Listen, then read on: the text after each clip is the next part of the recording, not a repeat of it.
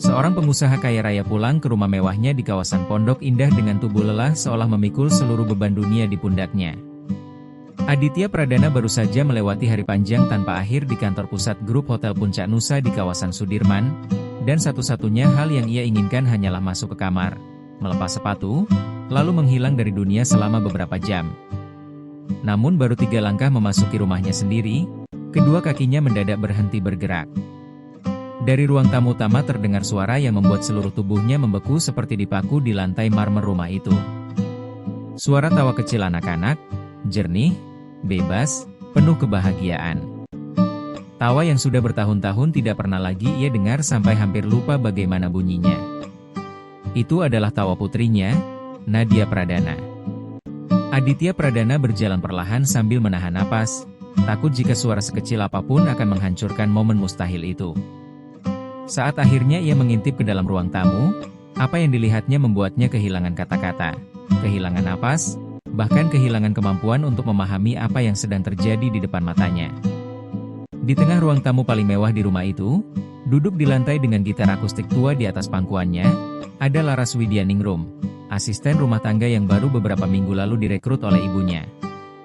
Jari-jari perempuan itu bergerak di atas senar gitar dengan keahlian yang sama sekali tidak cocok untuk seseorang yang mencari nafkah dengan membersihkan rumah orang lain. Melodi yang keluar dari gitar itu lembut dan hangat seperti pelukan tak terlihat yang memenuhi seluruh ruangan. Namun yang benar-benar menghancurkan hati Aditya Pradana adalah melihat Nadia Pradana menari. Putrinya yang selama 2 tahun hanya berbicara seperlunya sejak kematian ibunya kini sedang bergandengan tangan dengan seorang anak laki-laki kecil yang belum pernah ia lihat sebelumnya. Kedua anak itu berputar dengan gerakan kikuk khas anak-anak, namun justru terlihat jauh lebih indah daripada tarian profesional manapun. Nadia Pradana tertawa lepas dengan mata berbinar dan seluruh tubuhnya dipenuhi kebahagiaan yang seolah selama ini terkunci dan akhirnya menemukan jalan keluar. Aditya Pradana harus berpegangan pada bingkai pintu karena kedua kakinya gemetar hebat. Pandangannya kabur dan ia merasakan air hangat mengalir di pipinya. Ia menangis. Seorang pria yang memimpin kerajaan bisnis hotel bernilai miliaran rupiah, yang biasa menandatangani kontrak besar tanpa berkedip, kini berdiri dia menangis di depan ruang tamunya sendiri hanya karena putrinya kembali tertawa. Ia ingin bertanya kepada anak laki-laki yang menari bersama Nadia Pradana, siapa dirinya. Ia juga ingin menuntut penjelasan dari Laras Widyaningrum yang memainkan gitar seperti lulusan Institut Seni Jakarta. Namun tidak satu pun kata berhasil keluar dari mulutnya.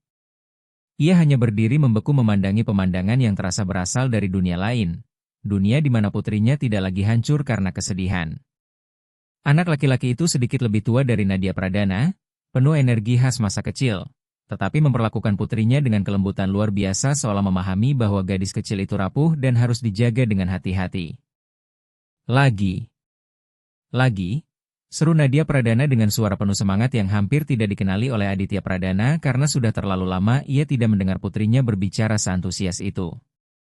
Laras Widyaningrum tersenyum lalu memainkan melodi baru yang lebih cepat, dan kedua anak itu langsung tertawa terbahak-bahak sambil berusaha mengikuti irama dengan langkah kaki kecil mereka.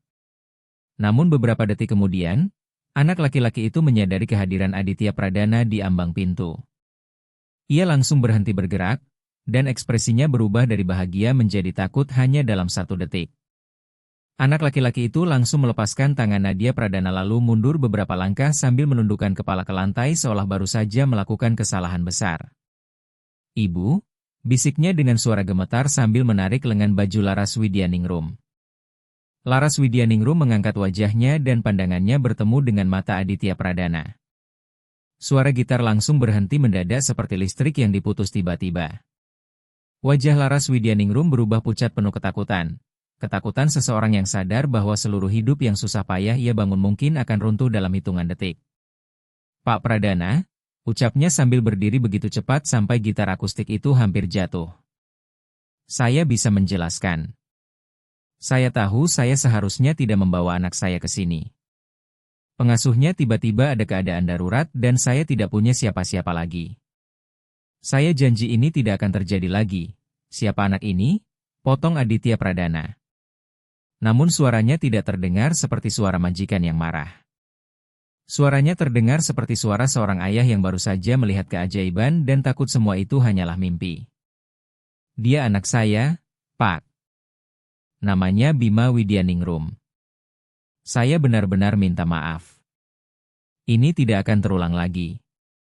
Tolong jangan pecat saya. Pekerjaan ini sangat penting bagi, putri saya tertawa.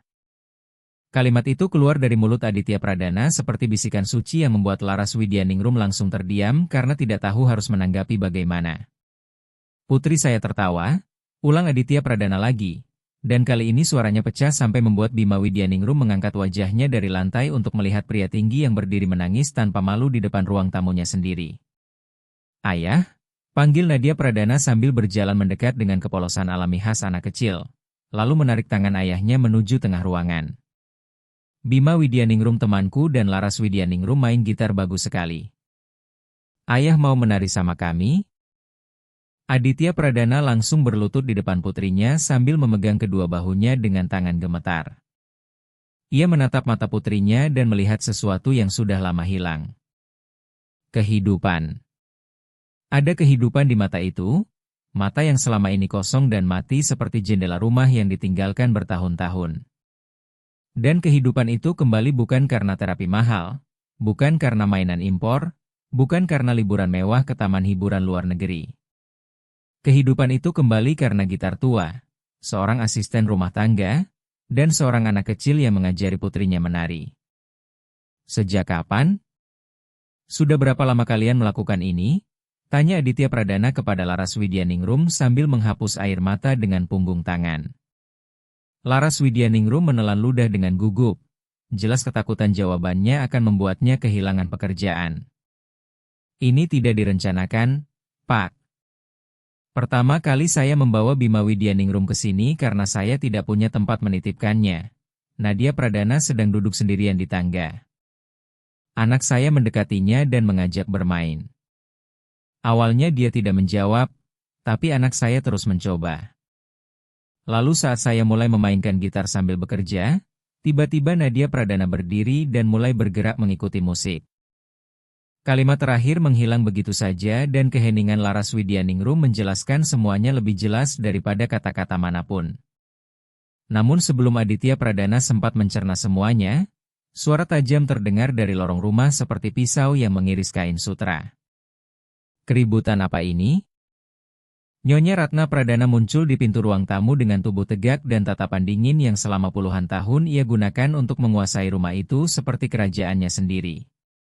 Matanya menyapu ruangan dengan cepat, melihat asisten rumah tangga memegang gitar, seorang anak asing di rumahnya, cucunya bergandengan tangan dengan anak itu, dan putranya berlutut sambil menangis.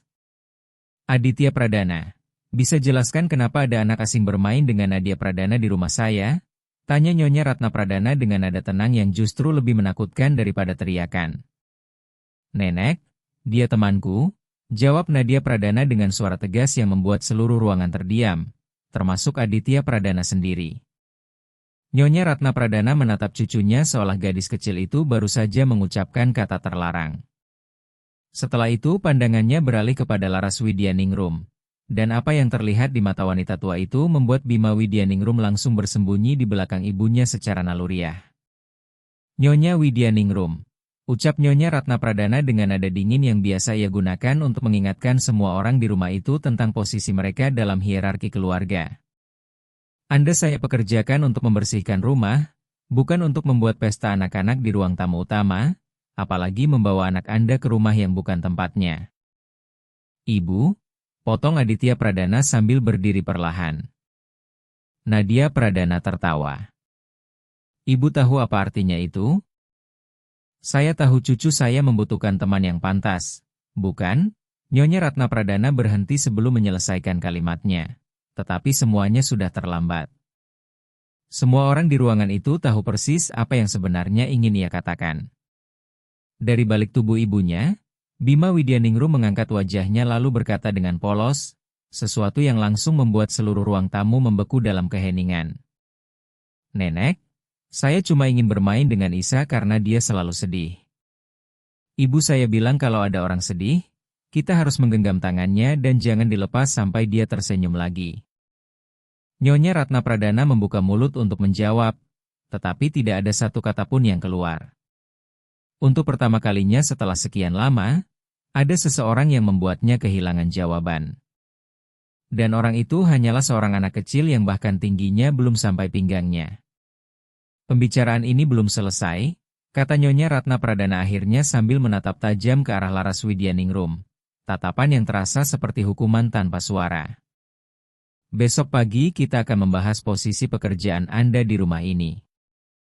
Setelah itu ia pergi meninggalkan ruang tamu dengan suasana berat yang membuat tak seorang pun berani bicara. Aditya Pradana menoleh kepada Laras Widyaningrum yang matanya memerah sambil memeluk erat putranya seperti takut seseorang akan merebut anak itu darinya.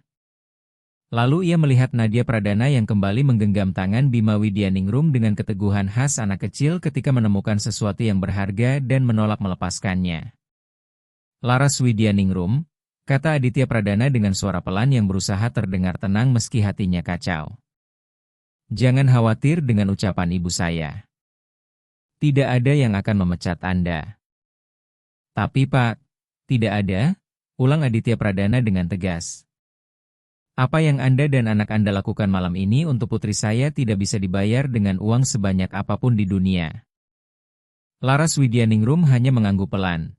Tetapi Aditya Pradana bisa melihat dari matanya bahwa perempuan itu belum benar-benar percaya padanya.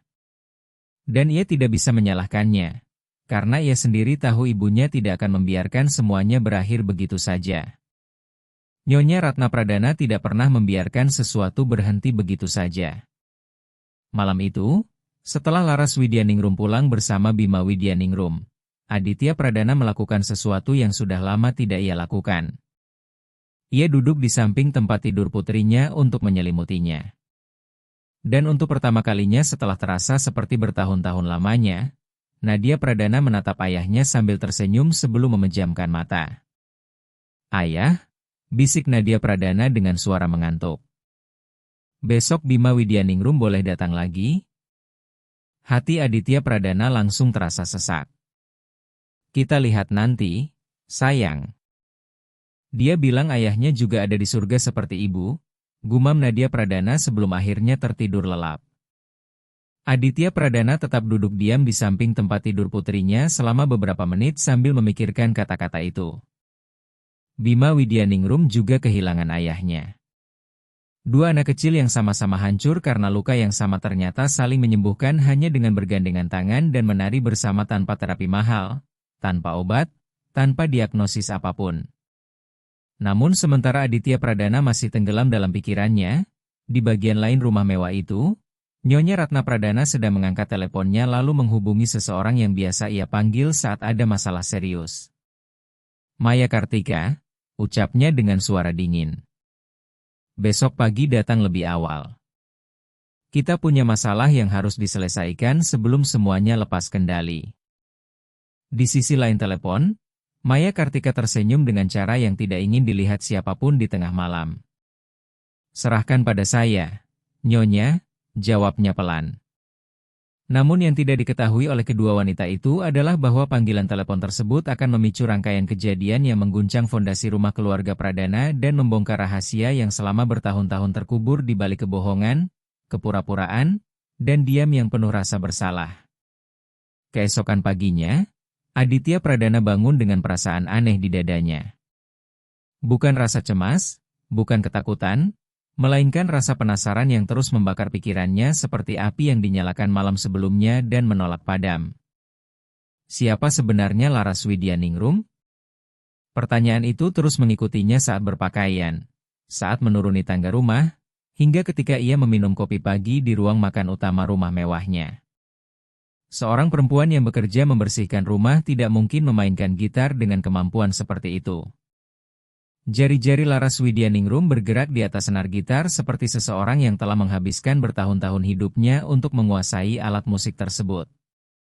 Ada sesuatu dalam kisah hidup perempuan itu yang tidak cocok, sepotong teka-teki yang hilang.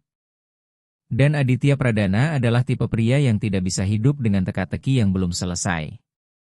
Namun sebelum sempat menyusun pikirannya, Maya Kartika sudah duduk di ruang makan sambil memegang secangkir teh melati hangat dengan senyum yang terlihat seperti hasil latihan panjang di depan cermin. "Selamat pagi, Pak Pradana," ucap Maya Kartika dengan nada akrab yang sejak lama ia gunakan setelah dipercaya menjadi pengurus rumah keluarga. "Ibu Anda menceritakan kejadian tadi malam. Pasti sangat tidak nyaman bagi Anda melihat situasi seperti itu."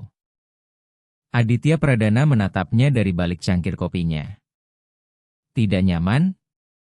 Putri saya tertawa untuk pertama kalinya setelah bertahun-tahun, Maya Kartika. "Itu bukan sesuatu yang tidak nyaman. Itu hal terbaik yang terjadi dalam hidup saya selama ini." Tentu, jawab Maya Kartika cepat sambil mengubah nada suaranya. "Maksud saya mengerti perasaan Anda saat itu. Tapi ibu Anda benar untuk khawatir. Kita tidak tahu apapun tentang perempuan itu maupun anaknya. Dan membiarkan anak asing bebas dekat dengan Nadia Pradana dalam kondisi emosional seperti sekarang, Bima Widyaningrum bukan ancaman bagi putri saya," potong Aditya Pradana dengan ketegasan yang bahkan mengejutkan dirinya sendiri. "Saya tidak bilang dia ancaman," jawab Maya Kartika lembut seperti ular yang membelai sebelum menggigit. "Saya hanya berpikir akan lebih bijaksana kalau kita mencari tahu siapa sebenarnya perempuan itu sebelum membuka pintu rumah dan keluarga Anda untuknya." Aditya Pradana terdiam. Dan meskipun ia tidak suka mengakuinya, sebagian kecil dirinya tahu bahwa Maya Kartika ada benarnya. Bukan karena ia curiga pada Laras Widyaningrum, tetapi karena ia benar-benar ingin tahu bagaimana perempuan dengan bakat musik seperti itu bisa berakhir bekerja membersihkan rumah orang kaya. Pagi itu juga, Aditya Pradana mengambil keputusan. Alih-alih langsung pergi ke kantor pusat grup Hotel Puncak Nusa, ia meminta asisten pribadinya yang pendiam dan sangat efisien, Farhan Saputra, untuk mencari latar belakang Laras Widyaningrum. Ia tidak ingin penyelidikan kasar atau melibatkan polisi. Ia hanya ingin memahami kisah hidup perempuan itu. Sementara itu, di dapur belakang rumah, Laras Widyaningrum sedang menyiapkan alat-alat kebersihan dengan tangan gemetar. Ia tidak tidur semalaman. Kata-kata Nyonya Ratna Pradana terus berputar di kepalanya seperti badai yang siap menghancurkan sedikit kehidupan yang masih ia miliki. Pekerjaan itu adalah satu-satunya sumber penghidupan, satu-satunya penghalang antara dirinya dan jalanan, antara Bima Widyaningrum dan kelaparan. Ibu baik-baik saja?" tanya Bima Widyaningrum yang duduk di sudut dapur sambil menggambar di buku lusuh miliknya, menunggu ibunya menyelesaikan pekerjaan pagi sebelum mengantarnya ke sekolah komunitas kampung. "Aku baik-baik saja, sayang," bohong Laras Widyaningrum dengan kemampuan khas seorang ibu yang sudah terbiasa menyembunyikan ketakutan di balik senyuman. "Ibu cuma sedikit lelah." "Nenek yang tadi malah marah karena aku bermain sama Isa?" tanya Bima Widyaningrum tanpa mengangkat wajah dari buku gambarnya, dengan kepekaan tajam yang hanya dimiliki anak-anak yang terbiasa membaca suasana demi bertahan hidup. Laras Widyaningrum langsung berlutut di samping putranya lalu mengusap rambutnya lembut. "Jangan pikirkan itu, Nak. Kamu tidak melakukan kesalahan apapun. Bermain dengan orang yang sedang sedih adalah salah satu hal terbaik yang bisa dilakukan seseorang." "Ayah juga bilang begitu," jawab Bima Widyaningrum dengan polos seperti sedang membicarakan cuaca biasa. "Ayah bilang musik dan persahabatan bisa menyembuhkan semuanya." Laras Widyaningrum harus menahan napas agar anaknya tidak melihat dirinya menangis. Setiap kali nama suaminya disebut, luka lama di dalam dadanya selalu terbuka kembali. Namun sebelum sempat menjawab, pintu dapur belakang terbuka dan seseorang muncul di sana, orang yang sama sekali tidak ia sangka akan datang sepagi itu. Aditya Pradana berdiri di ambang pintu dapur, tempat yang mungkin sudah bertahun-tahun tidak pernah ia datangi. Kehadirannya begitu tidak biasa sampai Bu Sri Lestari, juru masak rumah, menjatuhkan sendok kayu dari tangannya karena terkejut. "Laras Widyaningrum, bisakah kita bicara sebentar?" tanya Aditya Pradana dengan nada santai yang gagal menyembunyikan kegugupannya. Laras Widyaningrum segera berdiri sambil merapikan bajunya dengan gerakan refleks. "Tentu, Pak Pradana. Di ruang perpustakaan keluarga, kalau Anda tidak keberatan. Dan Anda boleh membawa Bima Widyaningrum juga." Laras Widyaningrum dan Bima Widyaningrum mengikuti Aditya Pradana melewati lorong panjang rumah mewah itu menuju ruang perpustakaan keluarga. Ruangan besar penuh rak buku tinggi sampai langit-langit dengan aroma kayu tua dan halaman buku yang lama tidak disentuh. Bima Widyaningrum melihat sekeliling dengan mata membesar seperti anak kecil yang baru masuk kastel dongeng. Laras Widyaningrum, mulai Aditya Pradana sambil duduk di hadapannya dengan meja kayu besar di antara mereka. Saya ingin bertanya sesuatu dan saya ingin Anda menjawab dengan jujur. Laras Widyaningrum mengangguk pelan sambil menggenggam tangan Bima Widyaningrum di bawah meja. Di mana Anda belajar memainkan gitar seperti itu? Dari semua pertanyaan yang dibayangkan Laras Widyaningrum, itulah pertanyaan yang paling tidak ia duga sekaligus paling ia takuti. Wajahnya langsung berubah seperti seseorang baru saja membuka pintu yang selama bertahun-tahun ia coba kunci rapat. Itu kehidupan saya yang dulu, Pak Pradana, jawabnya pelan. Kehidupan yang sudah tidak ada lagi. Saya ingin mengenal kehidupan itu, lanjut Aditya Pradana dengan lembut. Bukan sebagai majikan Anda, tetapi sebagai ayah dari seorang anak perempuan yang akhirnya bisa tersenyum lagi karena Anda. Laras Widyaningrum terdiam cukup lama. Bima Widyaningrum memandang ibunya dengan mata kecil yang mengetahui sebagian cerita hidup ibunya, tetapi belum semuanya. Akhirnya Laras Widyaningrum menarik napas panjang lalu mulai berbicara. Saya belajar musik sejak masih sangat kecil. Ayah saya seorang tukang kayu, tapi beliau mencintai gitar lebih dari apapun di dunia. Beliau mengajari saya chord pertama bahkan sebelum saya bisa membaca. Setelah besar, saya mendapat beasiswa untuk belajar di Institut Seni Jakarta. Saya menjadi orang pertama dalam keluarga saya yang masuk universitas. Aditya Pradana mendengarkan tanpa menyela, terpukau oleh setiap kata yang keluar dari mulut perempuan itu. Selama belajar di sana, banyak orang bilang saya punya sesuatu yang istimewa. Bukan hanya teknik, tetapi sesuatu yang tidak bisa diajarkan. Saya dipilih untuk mewakili Indonesia dalam Festival Musik Klasik Internasional di Singapura. Itu kesempatan saya untuk mengubah hidup saya, hidup keluarga saya, dan membuktikan bahwa anak seorang tukang kayu bisa pergi sejauh yang dibawa oleh bakatnya. Lalu apa yang terjadi? Tanya Aditya Pradana pelan, karena rasa sakit di mata Laras Widyaningrum sudah jelas menunjukkan bahwa kisah itu tidak memiliki akhir yang bahagia. Saya bertemu Rangga Widyaningrum, jawab Laras Widyaningrum lirih. Dan saat menyebut nama itu, suaranya berubah menjadi lebih lembut dan rapuh, seolah nama itu sendiri adalah melodi lama yang masih hidup di dalam hatinya. Dia seorang pengrajin gitar, lanjut Laras Widyaningrum pelan. Dia membuat alat musik dengan tangan sendiri. Kami bertemu karena dia yang membuat gitar yang akan saya gunakan untuk tampil di festival. Kami jatuh cinta bahkan sebelum gitar itu selesai dibuat. Bima Widyaningrum mengangkat wajahnya perlahan. Ayah saya, bisiknya dengan senyum sedih yang seharusnya belum dimiliki anak sekecil itu. Iya, sayang.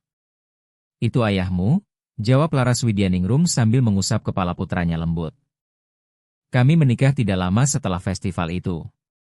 Saya terus bermain musik, dan Rangga Widyaningrum terus membuat gitar. Kami bahagia. Kami memang tidak punya banyak uang, tapi kami punya musik, dan bagi kami itu sudah lebih dari cukup. Lalu gitar yang Anda mainkan tadi malam? Tanya Aditya Pradana perlahan sambil mulai menyusun kepingan cerita di kepalanya. Itu gitar terakhir yang dibuat Rangga Widyaningrum, jawab Laras Widyaningrum, dan untuk pertama kalinya suaranya benar-benar pecah. Dia menyelesaikannya beberapa minggu sebelum kecelakaan itu terjadi. Hari itu dia pergi ke bengkel seperti biasa. Saya tidak pernah membayangkan itu akan menjadi terakhir kalinya saya melihatnya hidup. Laras Widyaningrum menundukkan wajah sambil menggenggam kedua tangannya erat. Saat saya menerima telepon yang memberitahu bahwa atap gedung runtuh, rasanya seperti dunia saya terbelah dua. Rangga Widyaningrum tidak sempat keluar menyelamatkan diri, dan bersama dirinya, semuanya ikut hilang. Ruangan perpustakaan itu langsung terasa jauh lebih sunyi. Selama berbulan-bulan saya tidak bisa menyentuh gitar lagi. Setiap kali saya memegangnya, saya merasa kehadirannya terlalu dekat sampai saya tidak bisa bernapas. Saya meninggalkan Institut Seni Jakarta, meninggalkan musik, meninggalkan semuanya. Yang tersisa hanya Bima Widyaningrum dan janji saya kepada suami saya bahwa anak kami tidak akan pernah kelaparan. Karena itu Anda bekerja membersihkan rumah, ucap Aditya Pradana lirih, bukan sebagai pertanyaan, tetapi sebagai kenyataan yang menghantam dadanya. Laras Widyaningrum tersenyum pahit. Tidak ada orang yang mau membayar seorang pemain gitar hanya untuk mencukupi hidup keluarga, Pak Pradana. Tapi setiap rumah selalu membutuhkan seseorang untuk membersihkannya. Jadi saya menyimpan gitar milik Rangga Widyaningrum di dalam tasnya dan belajar menggunakan sapu. Dan setiap malam setelah Bima Widyaningrum tertidur, saya mengeluarkan gitar itu dan bermain pelan sendirian hanya supaya saya masih bisa merasa bahwa dia tetap dekat dengan saya. Aditya Pradana terpaksa memalingkan wajah karena matanya mulai dipenuhi air mata yang tidak ingin ia tunjukkan. Kisah hidup Laras Widyaningrum membuka luka yang selama ini juga ia simpan sendiri. Luka seorang pria yang kehilangan perempuan yang dicintainya dan tidak tahu bagaimana cara melanjutkan hidup setelahnya. Mulai sekarang, kata Aditya Pradana akhirnya dengan suara berat, setiap hari sepulang sekolah, bawalah Bima Widyaningrum ke sini. Biarkan dia bermain dengan Nadia Pradana. Mainkan gitar Anda. Lakukan lagi seperti tadi malam. Setiap hari. Laras Widyaningrum langsung mengangkat wajah dengan terkejut. Pak Pradana, tapi ibu Anda, ibu saya biar saya yang urus. Beberapa jam kemudian, Aditya Pradana membaca pesan dari Farhan Saputra sampai 3 kali sebelum akhirnya mengambil telepon dan menghubunginya. Jarinya gemetar saat menekan nomor, dan setiap detik tanpa jawaban terasa seperti selamanya. Ketika akhirnya telepon diangkat, suara Farhan Saputra terdengar berat dengan nada yang hanya ia gunakan saat membawa kabar serius. Pak Pradana, apa yang saya temukan terlalu rumit untuk dibicarakan lewat telepon. Bisakah saya datang ke rumah sekarang? Datang sekarang juga, jawab Aditya Pradana cepat sambil merasakan perutnya menegang. Sambil menunggu kedatangan Farhan Saputra, ia turun ke lantai bawah untuk menemui Laras Widyaningrum karena ada sesuatu yang tidak bisa ia tunda lagi. Malam sebelumnya, Nyonya Ratna Pradana sudah mengatakan bahwa pagi ini ia akan berbicara dengan Laras Widyaningrum. Dan Aditya Pradana ingin tiba lebih dulu untuk melindunginya dari apapun yang sedang direncanakan ibunya. Namun saat ia tiba di aula depan rumah, semuanya sudah terlambat. Nyonya Ratna Pradana berdiri tepat di depan Laras Widyaningrum. Sementara perempuan itu menundukkan kepala sambil menggenggam kain lap di kedua tangannya seperti benda itu satu-satunya yang membuatnya tetap berdiri. Beberapa meter dari sana, Maya Kartika bersandar di dinding dengan tangan bersilang dan senyum puas yang gagal ia sembunyikan sepenuhnya. Saya hanya akan mengatakan ini satu kali, Nyonya Widyaningrum, ujar Nyonya Ratna Pradana dengan suara dingin seperti es. Rumah ini memiliki aturan yang sudah ada jauh sebelum Anda datang dan akan tetap ada lama setelah Anda pergi. Para pekerja di rumah ini tidak mencampurkan urusan pribadi dengan pekerjaan. Anak para pekerja tidak bermain dengan anak majikan. Dan tidak ada seorang pun, benar-benar tidak ada seorang pun, yang memainkan alat musik di ruang tamu utama seolah rumah ini warung pinggir jalan. Lanjut Nyonya Ratna Pradana dengan nada tajam. Nyonya Pradana, saya jamin ini tidak akan terulang. Saya belum selesai. Potong Nyonya Ratna Pradana sambil mengangkat satu tangan dengan wibawa seseorang yang terbiasa membuat seluruh dunia diam saat dirinya berbicara. Apa yang Anda lakukan tadi malam bukan sekadar membawa anak Anda tanpa izin. Yang Anda lakukan adalah memanfaatkan kondisi emosional cucu saya yang sedang rapuh. Nadia Pradana adalah anak yang lemah setelah kehilangan ibunya. Dan Anda, tanpa pendidikan maupun hak apapun, memutuskan bermain menjadi terapis hanya dengan gitar.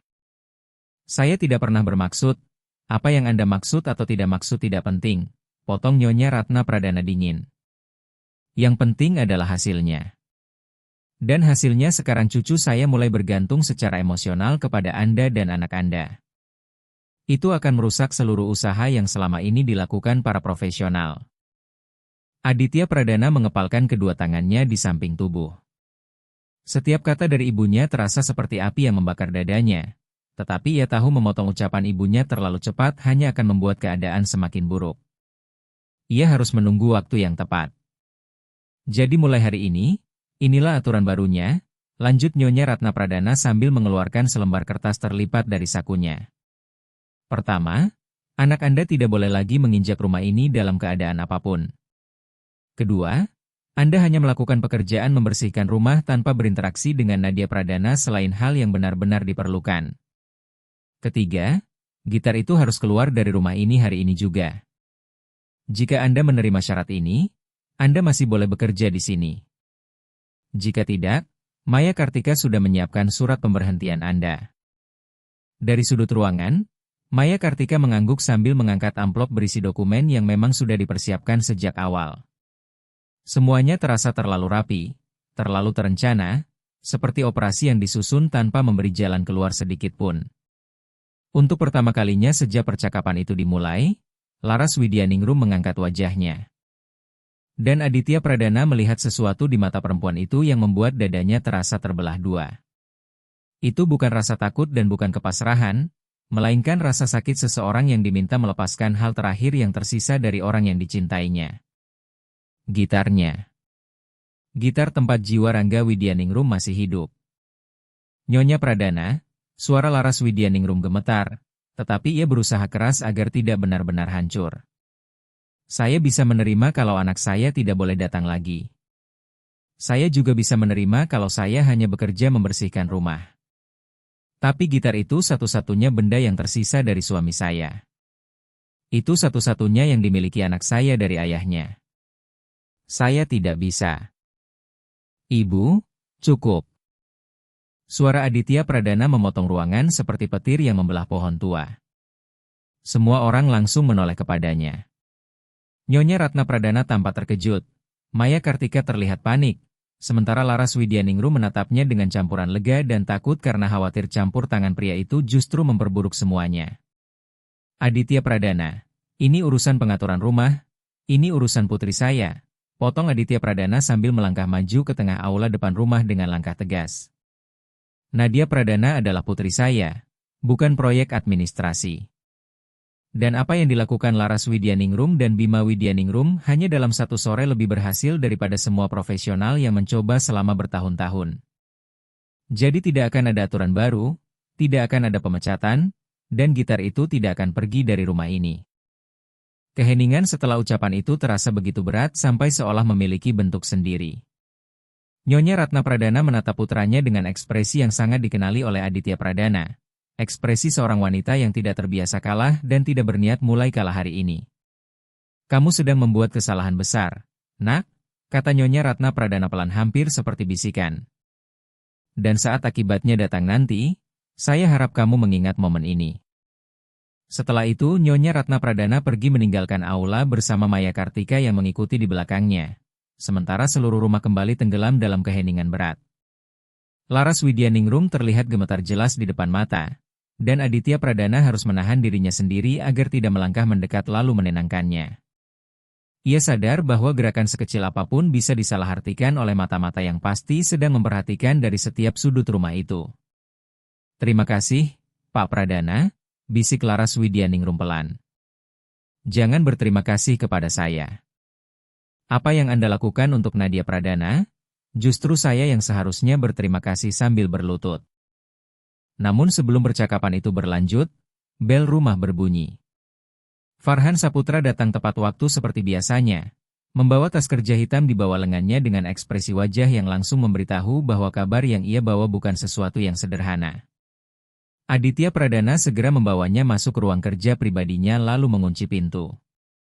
Farhan Saputra membuka tasnya dan mengeluarkan sebuah map tebal yang ia letakkan di atas meja dengan hati-hati seperti seseorang yang sedang memegang bahan peledak. Pak, katanya serius. Saya sudah melakukan pencarian dasar seperti yang Anda minta. Arsip publik, data digital, berita lama, semuanya. Dan apa yang saya temukan benar-benar tidak terduga. Aditya Pradana membuka map itu perlahan. Halaman pertama berisi potongan artikel lama dari koran dan majalah budaya bertahun-tahun lalu. Di setiap artikel, nama Laras Widyaningrum muncul berkaitan dengan Institut Seni Jakarta, tetapi bukan sebagai mahasiswi biasa. Laras Widyaningrum pernah dianggap sebagai salah satu pemain gitar paling berbakat di generasinya.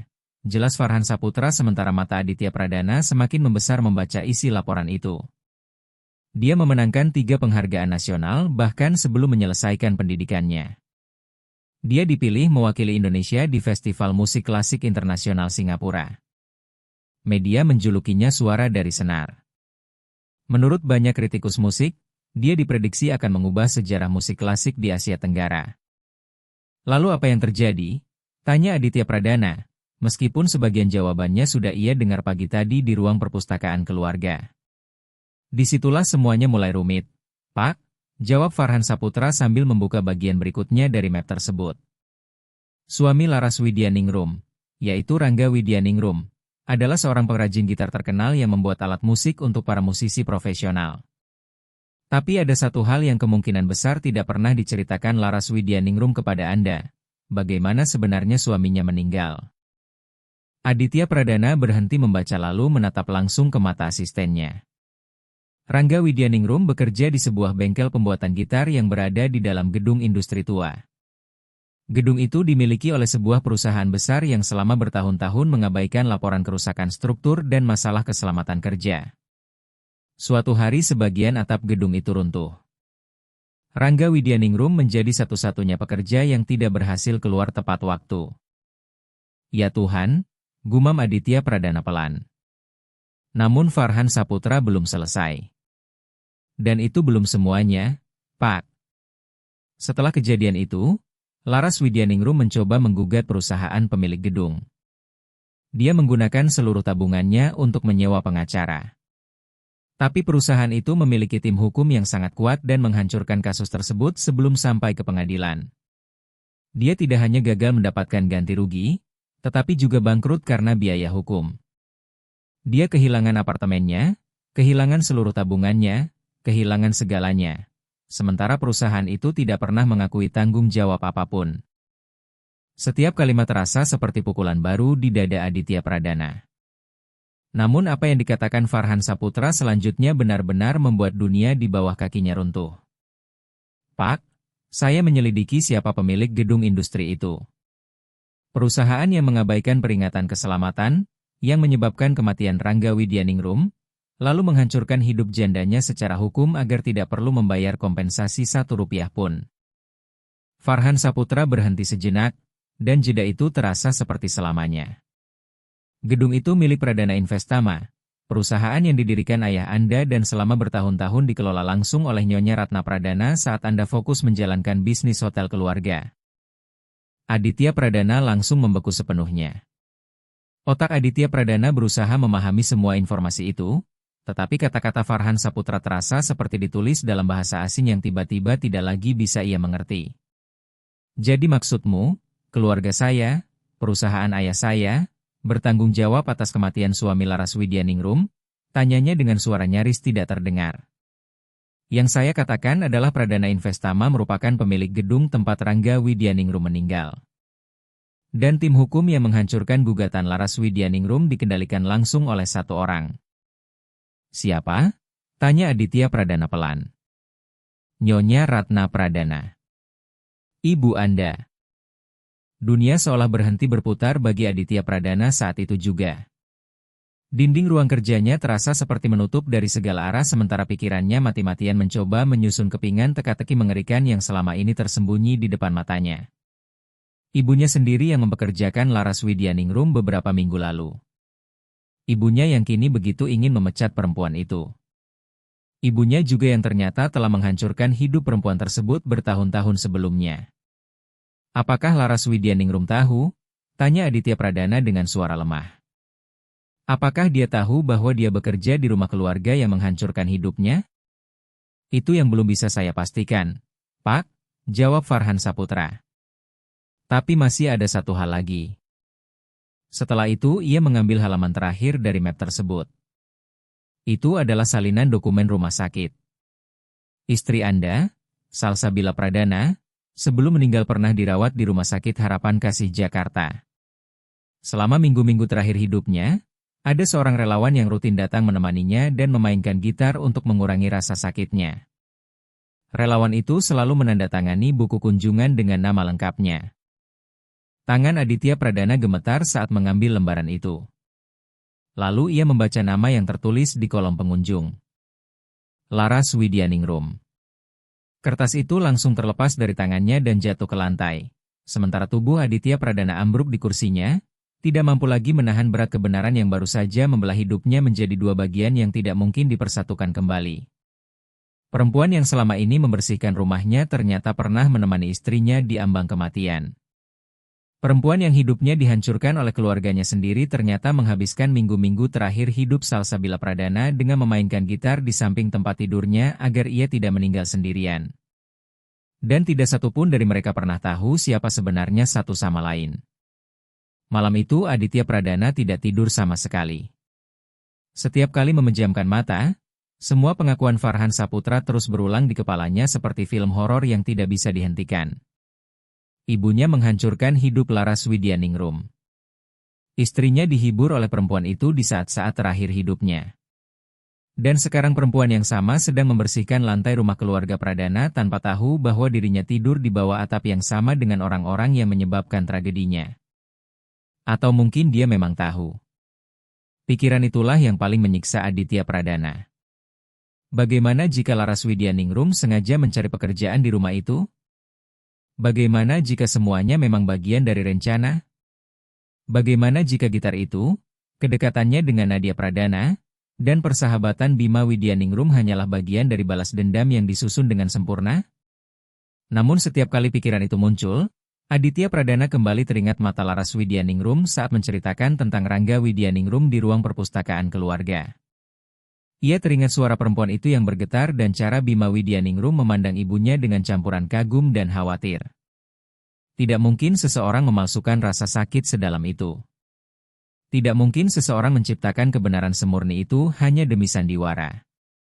Keesokan paginya, Aditya Pradana mengambil keputusan yang membuatnya takut tetapi juga terasa wajib dilakukan. Ia akan berbicara langsung kepada Laras Widyaningrum dan menceritakan semua yang telah ia ketahui. Ia tidak bisa terus menatap mata perempuan itu sambil menyimpan rahasia sebesar ini. Namun sebelum sempat mencarinya, sesuatu terjadi dan sepenuhnya mengubah arah hari itu. Nadia Pradana bangun sambil bernyanyi. Aditya Pradana sedang berjalan di lorong rumah ketika mendengar melodi kecil keluar dari kamar putrinya. Ia langsung berhenti sambil memegang dadanya, membeku untuk kedua kalinya dalam beberapa hari terakhir karena suara yang terasa mustahil untuk didengar lagi. Perlahan ia mendekati pintu kamar yang sedikit terbuka dan melihat Nadia Pradana duduk di atas tempat tidurnya sambil menggerakkan kaki kecilnya dan bersenandung memainkan lagu yang sama seperti yang dimainkan Laras Widyaningrum dengan gitarnya pada malam pertama itu. "Ayah?" panggil Nadia Pradana saat melihat ayahnya berdiri di depan pintu kamar. "Hari ini Bima Widyaningrum datang lagi?" Aditya Pradana langsung berlutut di samping tempat tidur putrinya lalu mengusap rambutnya lembut. "Iya, sayang. Hari ini dia datang lagi." Nadia Pradana tersenyum kecil dengan mata berbinar. "Aku mau diajarin aku menari lebih bagus. Dia bisa muter banyak kali tanpa jatuh." Aditya Pradana tersenyum dengan mata yang mulai basah. Putrinya sekarang mulai membuat rencana, mulai memiliki keinginan, mulai membayangkan masa depan. Hal-hal sederhana yang selama bertahun-tahun gagal dicapai oleh para ahli terapi terbaik. Saat itu juga ia memutuskan bahwa dirinya membutuhkan pendapat profesional sebelum berbicara kepada Laras Widyaningrum tentang semua rahasia yang baru ia ketahui. Ia langsung menghubungi Dr. Arif Nugroho, psikolog anak yang selama ini menangani Nadia Pradana sejak kematian Salsabila Pradana. Dr. Arif Nugroho adalah pria dengan suara tenang dan tatapan dalam yang mengabdikan hidupnya untuk menyembuhkan luka tak terlihat di hati anak-anak. "Apa yang Anda ceritakan luar biasa, Pak Pradana," kata Dr. Arif Nugroho setelah mendengar semua kejadian itu. Nadia Pradana membangun dinding emosional sebagai cara bertahan setelah kehilangan ibunya. Tidak ada metode terapi biasa yang mampu menembusnya karena dinding itu dibuat dari bahan paling kuat di dunia, yaitu rasa kehilangan seorang anak terhadap orang yang paling ia cintai. Lalu bagaimana mungkin seorang anak kecil dan sebuah gitar bisa melakukan hal yang tidak mampu dicapai terapi bertahun-tahun? Tanya Aditya Pradana. Karena anak-anak tidak menganalisis rasa sakit, Pak Pradana, jawab Dr. Arif Nugroho lembut. Mereka hanya merasakannya. Dan saat Nadia Pradana bertemu anak lain yang membawa luka yang sama, terjadi sesuatu yang dalam psikologi disebut pengakuan emosional. Bima Widyaningrum tidak berusaha menyembuhkan putri Anda. Dia hanya menunjukkan bahwa dia tidak sendirian. Dan itu cukup untuk membuatnya memutuskan bahwa hidup layak dirasakan lagi. Aditya Pradana menarik napas panjang. Dokter, saya ingin Anda datang ke rumah hari ini. Saya ingin Anda melihat langsung kondisi putri saya dan memberitahu apa yang harus kami lakukan supaya perkembangan ini tidak rusak. Saya akan datang sore nanti, jawab Dr. Arif Nugroho. Namun sementara Aditya Pradana sibuk mengatur kedatangan psikolog anak itu, di bagian lain rumah mewah keluarga Pradana, sesuatu yang jauh lebih gelap sedang disusun diam-diam. Maya Kartika menghabiskan sepanjang malam mempelajari surat yang diam-diam ia curi dari Institut Seni Jakarta. Isi surat itu seperti bom yang bisa menghancurkan hidup Laras Widyaningrum atau justru mengangkatnya kembali, tergantung siapa yang menggunakannya dan untuk tujuan apa. Surat itu berisi pemberitahuan bahwa Institut Seni Jakarta membuka program khusus untuk mantan mahasiswa berbakat yang terpaksa meninggalkan pendidikan mereka karena keadaan hidup yang luar biasa sulit. Program itu memberikan beasiswa penuh, akses kepada pengajar internasional, dan kesempatan untuk melanjutkan karir musik tepat dari titik terakhir yang pernah mereka tinggalkan. Institut Seni Jakarta ternyata tidak pernah melupakan Laras Widyaningrum. Bahkan mereka sedang aktif mencarinya karena salah satu mantan dosennya memulai gerakan untuk menemukan kembali para bakat hebat yang hilang dari generasinya. Maya Kartika langsung memahami kekuatan informasi itu. Jika Laras Widyaningrum menerima surat tersebut, perempuan itu akan punya kesempatan membangun hidup baru jauh dari rumah keluarga Pradana. Dia akan pergi, membawa Bima Widyaningrum, dan Nadia Pradana akan kehilangan satu-satunya hubungan yang berhasil membuatnya tersenyum kembali. Aditya Pradana pasti akan menyalahkan Laras Widyaningrum karena meninggalkan mereka dan semuanya akan kembali seperti dulu. Namun sebenarnya Maya Kartika tidak hanya ingin Laras Widyaningrum pergi. Ia ingin perempuan itu pergi dengan rasa malu dan kehancuran, dicap sebagai orang yang tidak bisa dipercaya. Karena Maya Kartika melihat dengan jelas cara Aditya Pradana memandang Laras Widyaningrum, dan ia mengenali tatapan itu. Tatapan yang selama bertahun-tahun diam-diam ia harapkan untuk dirinya sendiri. Maka pagi itu, sambil minum teh hangat di taman belakang rumah bersama Nyonya Ratna Pradana, Maya Kartika mulai menjelaskan rencananya dengan sangat hati-hati. Surat itu tidak akan kita berikan kepada Laras Widyaningrum, katanya pelan dengan ketelitian seseorang yang sudah memikirkan setiap langkah. Tapi kita akan memanfaatkannya. Kita akan membuat seolah-olah Laras Widyaningrum menggunakan posisinya di rumah ini demi keuntungan pribadi, ujar Maya Kartika dengan tenang. Kita buat seolah dia sengaja mendekati Nadia Pradana untuk mendapatkan kepercayaan Aditya Pradana, lalu memakai hubungan itu untuk kembali masuk ke dunia musik. Nyonya Ratna Pradana mendengarkan dengan penuh perhatian, dan di matanya muncul kilatan yang ditafsirkan Maya Kartika sebagai tanda persetujuan. Namun sebenarnya, di dalam pikiran wanita tua itu sedang berjalan perhitungan yang jauh lebih gelap dan berbahaya. Ia tidak hanya ingin melindungi rumah keluarganya dari seorang asisten rumah tangga yang dianggap melampaui batas. Ia membutuhkan Laras Widyaningrum menghilang sebelum siapapun menemukan hubungan antara Pradana Investama dan kematian Rangga Widyaningrum. Karena jika Aditya Pradana mengetahui seluruh kebenaran itu, bukan hanya putranya yang akan membencinya selamanya, tetapi seluruh kerajaan keluarga mereka akan runtuh di bawah skandal yang tidak mungkin ditutupi pengacara manapun. Lakukan, kata Nyonya Ratna Pradana dingin seperti seseorang yang baru menandatangani hukuman mati. Tapi lakukan dengan bersih. Saya tidak mau keributan.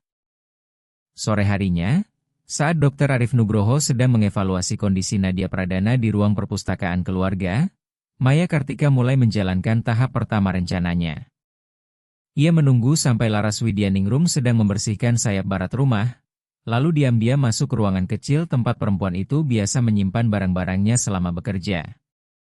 Di sana ia menemukan apa yang dicari, tas gitar milik Rangga Widyaningrum. Dengan sangat hati-hati Maya Kartika membuka tas itu lalu memasukkan sebuah benda yang akan menghancurkan seluruh hidup Laras Widyaningrum dalam sekejap. Sebuah gelang berlian milik keluarga Pradana, perhiasan tua yang diwariskan turun-temurun dan nilainya sangat besar. Jenis benda yang jika hilang pasti akan langsung memicu penyelidikan besar, dan jika ditemukan di barang milik seorang pekerja rumah tangga, Tidak akan ada siapapun yang mau mendengar penjelasan apapun. Setelah itu Maya Kartika menutup kembali tas gitar tersebut dan meletakkannya persis seperti semula sebelum keluar dari ruangan dengan langkah senyap. Gelang itu akan dilaporkan hilang malam ini juga. Dan pencarian nantinya pasti akan mengarah kepada barang-barang milik Laras Widyaningrum. Ketika tas gitar itu dibuka di depan Aditya Pradana, tidak akan ada penjelasan yang mampu menyelamatkan perempuan tersebut. Sementara itu, di ruang perpustakaan keluarga, Dr. Arif Nugroho baru saja menyelesaikan evaluasinya terhadap Nadia Pradana, dan hasilnya membuat Aditya Pradana terdiam tanpa kata. "Putri Anda mengalami perkembangan emosional yang luar biasa," kata dokter itu sambil melihat catatannya dengan ekspresi benar-benar terkejut. Dia bukan hanya kembali mampu mengekspresikan emosi positif, tetapi juga mulai membangun hubungan emosional baru. Beberapa minggu lalu hal seperti ini bahkan terlihat mustahil. "Lalu apa saran Anda, Dok?" tanya Aditya Pradana cepat. "Jangan mengubah apapun," jawab Dr. Arif Nugroho tegas. Hubungan antara Nadia Pradana, Bima Widyaningrum, dan musik dari Laras Widyaningrum bekerja sebagai terapi alami pada tingkat yang bahkan ilmu psikologi modern belum sepenuhnya pahami. Memisahkan mereka sekarang sama seperti mencabut tanaman yang baru tumbuh setelah bertahun-tahun kekeringan. Mendengar itu, Aditya Pradana langsung mengambil keputusan dalam hati.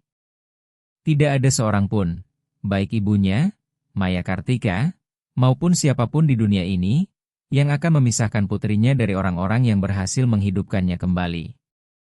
Namun hidup seringkali paling kejam justru saat seseorang mulai merasa kuat.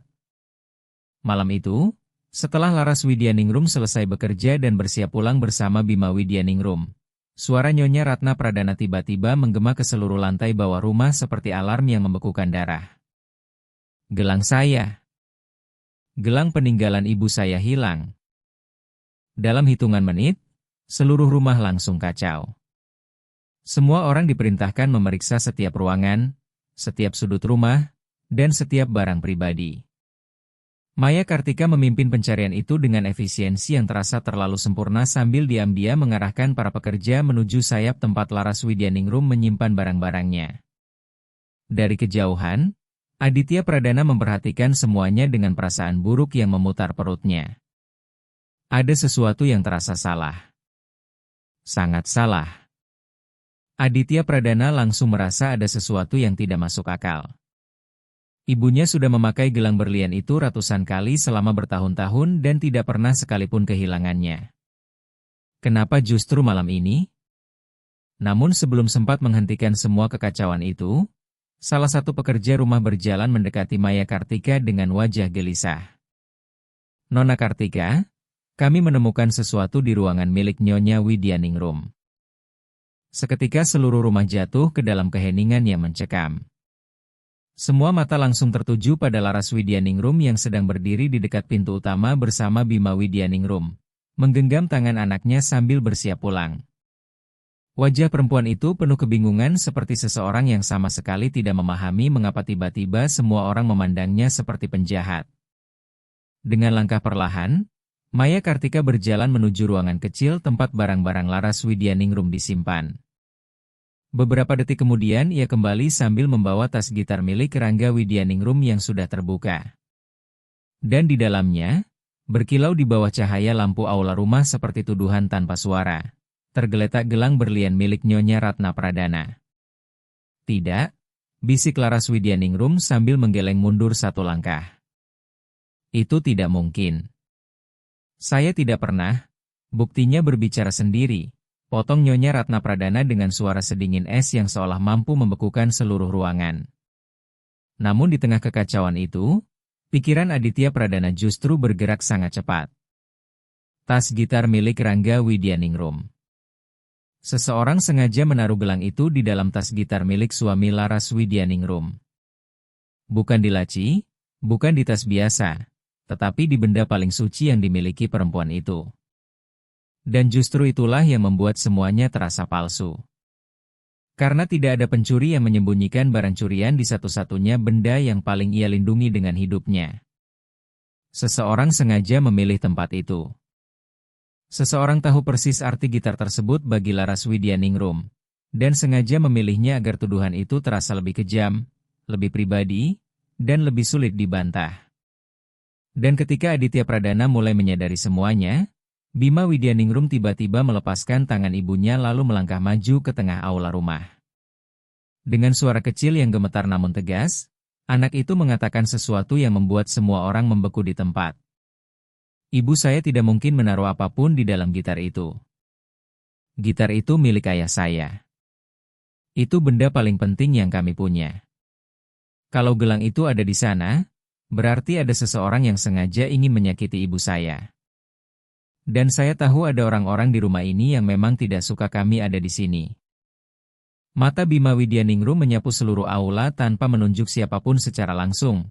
Tetapi kata-katanya mengguncang semua orang sampai bahkan Nyonya Ratna Pradana ikut terdiam sesaat. Dan untuk pertama kalinya sejak menyusun rencana sempurnanya, Maya Kartika merasakan sesuatu yang sama sekali tidak ia perhitungkan. Takut.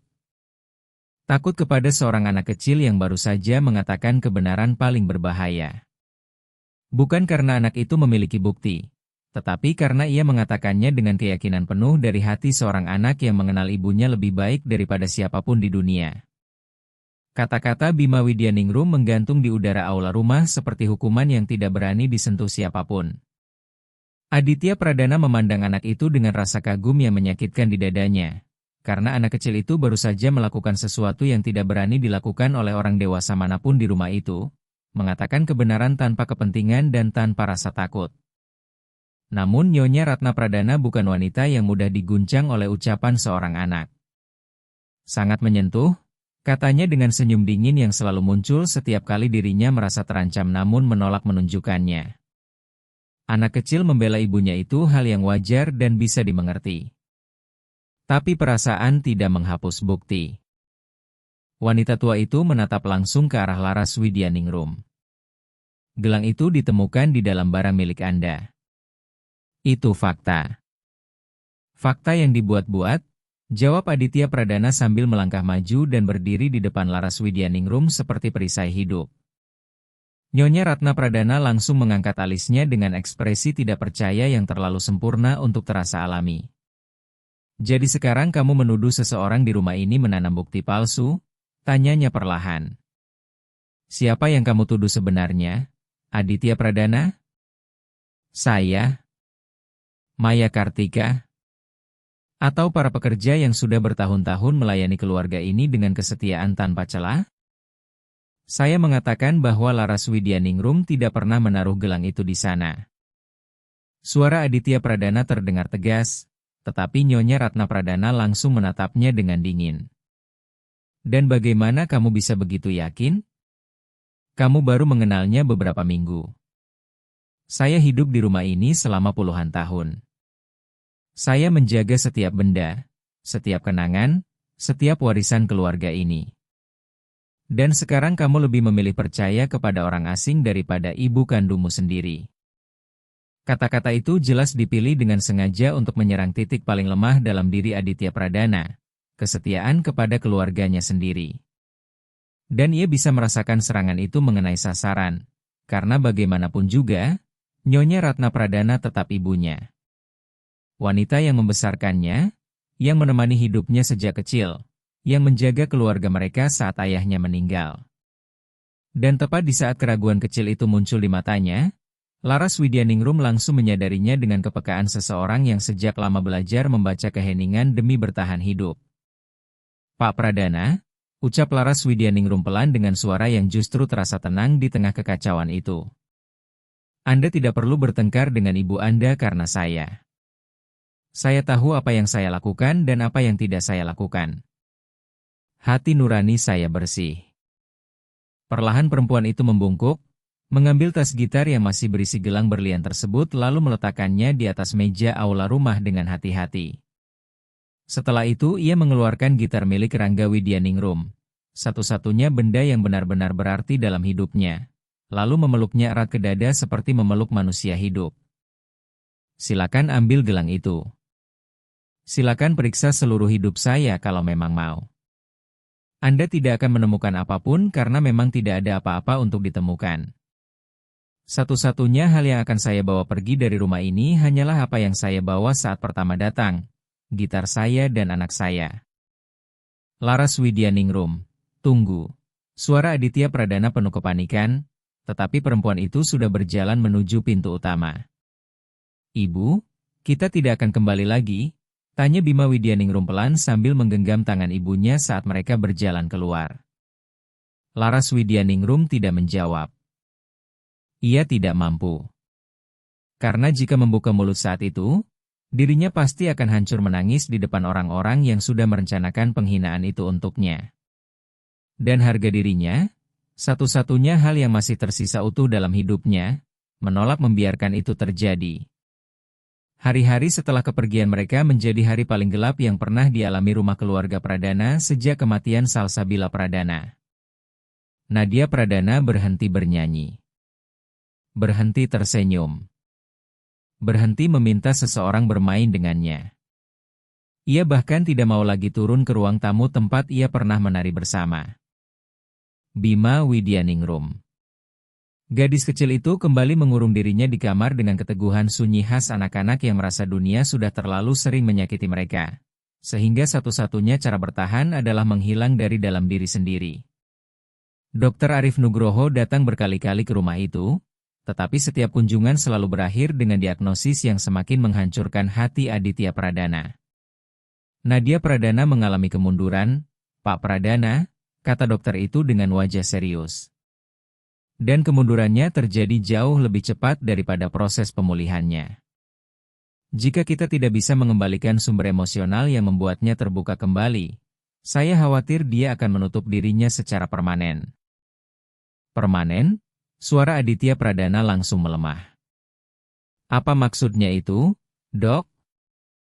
Keheningan Dr. Arif Nugroho sebelum menjawab justru menjadi hal paling menakutkan yang pernah didengar Aditya Pradana dalam hidupnya.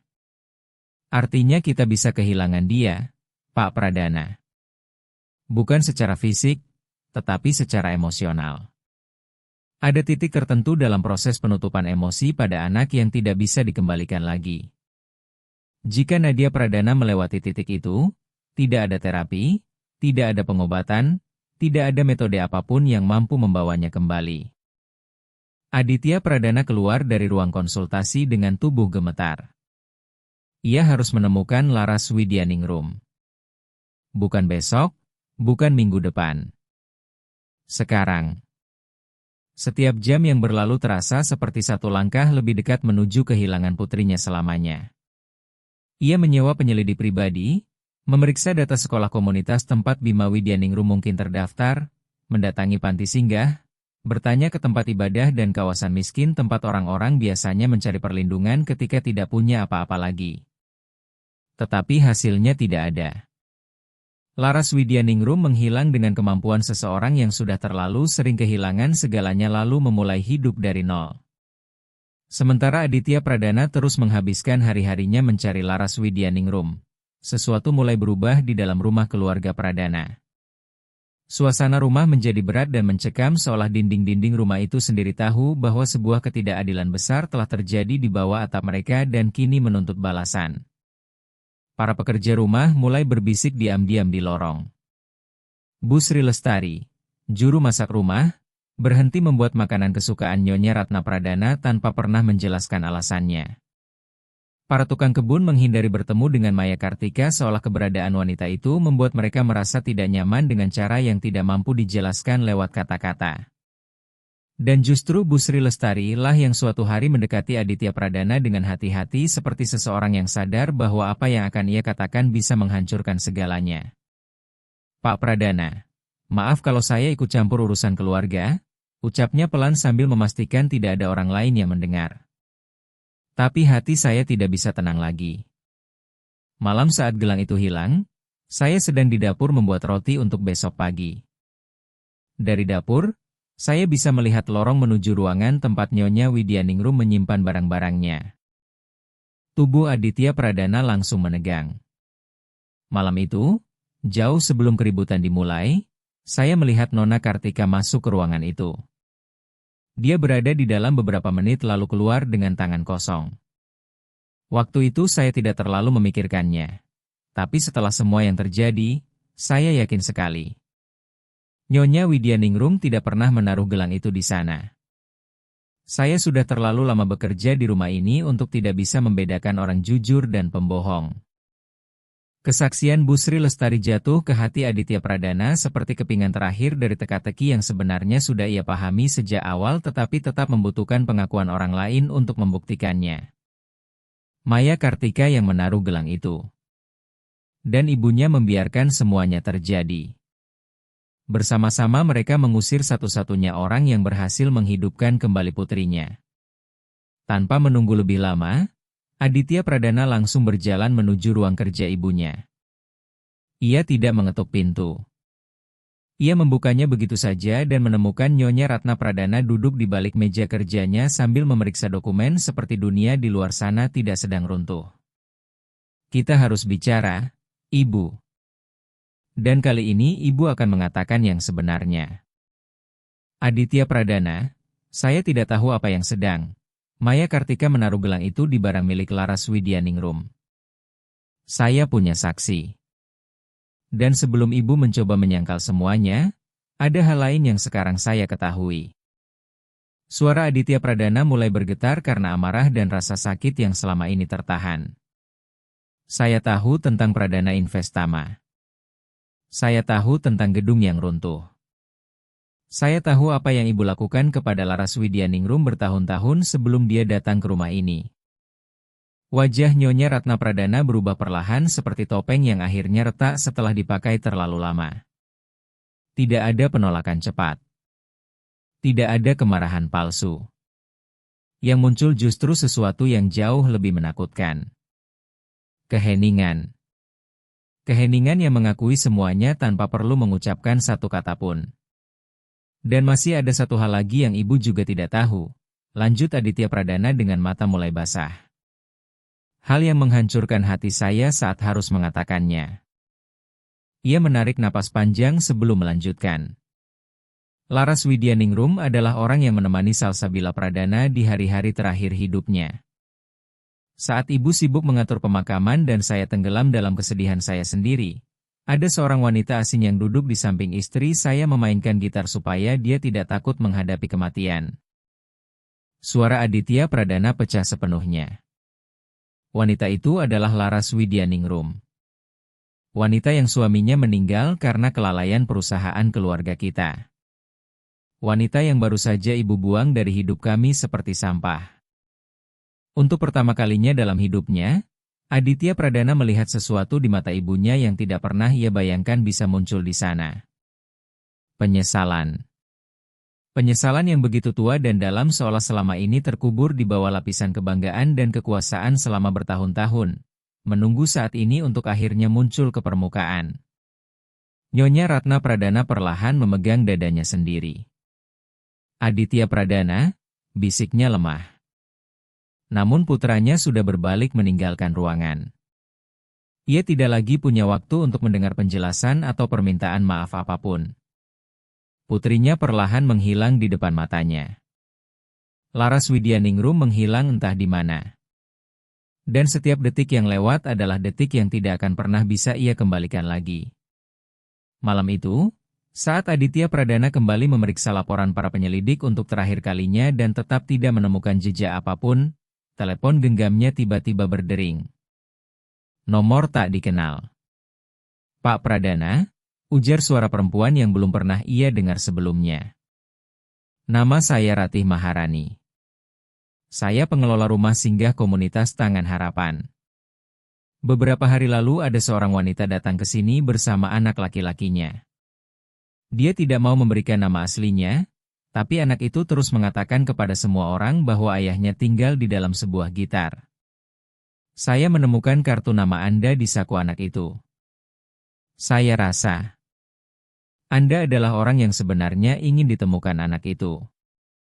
Bahkan sebelum perempuan itu selesai bicara, Aditya Pradana sudah mengambil kunci mobilnya. Ia mengemudi menembus jalanan Jakarta seperti orang kerasukan. Lampu lalu lintas berubah menjadi bayangan kabur di balik kaca mobil sementara kalimat dari Ratih Maharani terus berulang di kepalanya. Seorang anak yang bilang ayahnya tinggal di dalam gitar. Hanya ada satu anak di dunia yang mengatakan hal seperti itu. Hanya satu. Rumah singgah Tangan Harapan berada di kawasan kota yang belum pernah didatangi Aditya Pradana seumur hidupnya. Jalan-jalan mulai menyempit semakin jauh ia masuk. Bangunan menjadi lebih rendah, trotoar retak, udara terasa lebih dingin dan sepi. Ketika akhirnya ia memarkir mobil di depan rumah singgah itu, ia harus duduk diam beberapa detik di dalam mobil sambil mencoba menghentikan gemetar di tangannya sebelum turun. Bangunan itu sederhana dan tua, dengan cat dinding yang dulu mungkin cerah namun sekarang berubah kusam dimakan waktu. Di dekat pintu masuk tergantung papan kecil bertuliskan, Rumah Singgah Tangan Harapan, karena tidak seorang pun seharusnya menghadapi malam sendirian. Ratih Maharani sudah menunggunya di depan pintu. Ia wanita dengan tatapan tegas dan tangan kasar akibat bertahun-tahun bekerja membantu orang-orang yang kehilangan segalanya. Jenis orang yang sudah melihat terlalu banyak penderitaan sampai tidak mudah terkejut lagi, tetapi juga belum kehilangan hati nuraninya. Pak Pradana, sebelum Anda masuk, ada sesuatu yang harus saya jelaskan, kata Ratih Maharani dengan suara tenang namun lugas.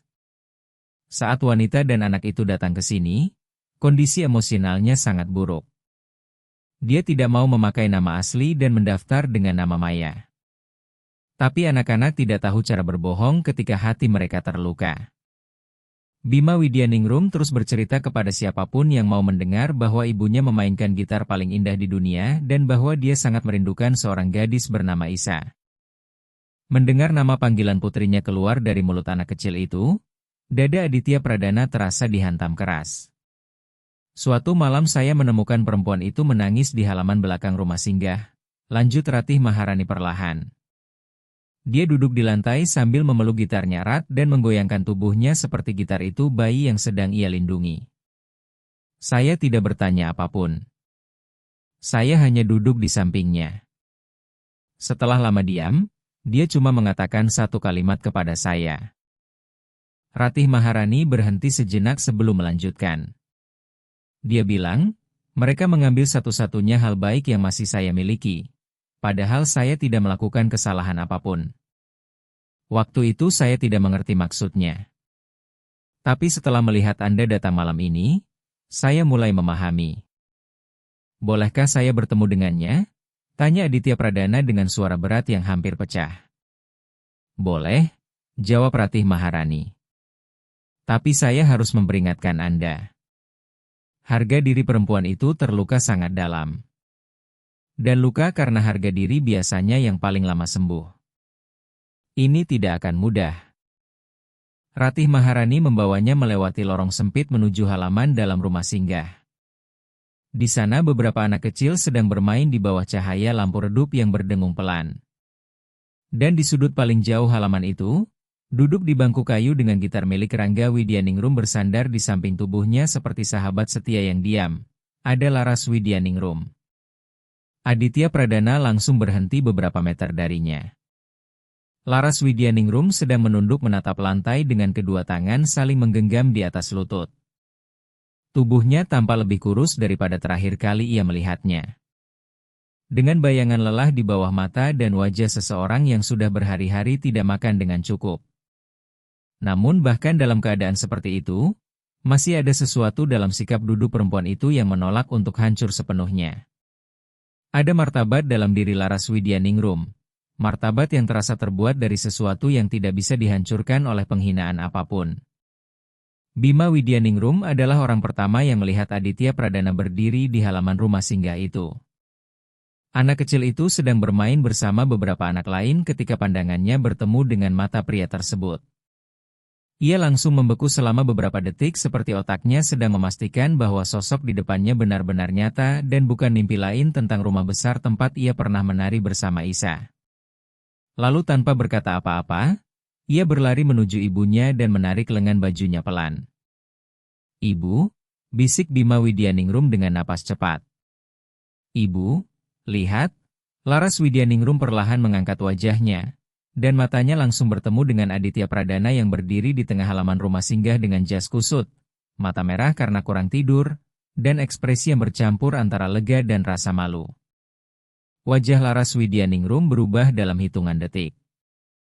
Pertama terkejut, lalu bingung, lalu akhirnya muncul sesuatu yang langsung dikenali Aditya Pradana dengan rasa sakit di dadanya. Kecurigaan. Kecurigaan seseorang yang terlalu sering dikhianati sampai tidak lagi percaya bahwa orang datang membawa niat baik. "Apa yang Anda lakukan di sini?" tanya Laras Widyaningrum sambil berdiri dengan sikap tegak yang sama seperti saat ia meninggalkan rumah keluarga Pradana malam itu. "Saya mencari Anda." "Untuk apa?" Suara perempuan itu dingin namun bergetar. "Untuk menuduh saya lagi? Apa sekarang ada kalung yang hilang? Atau cincin? Mau memeriksa gitar saya lagi untuk memastikan saya tidak menyembunyikan mahkota berlian?" Setiap kata keluar dari mulut Laras Widyaningrum dengan rasa sakit yang sudah membusuk selama berhari-hari.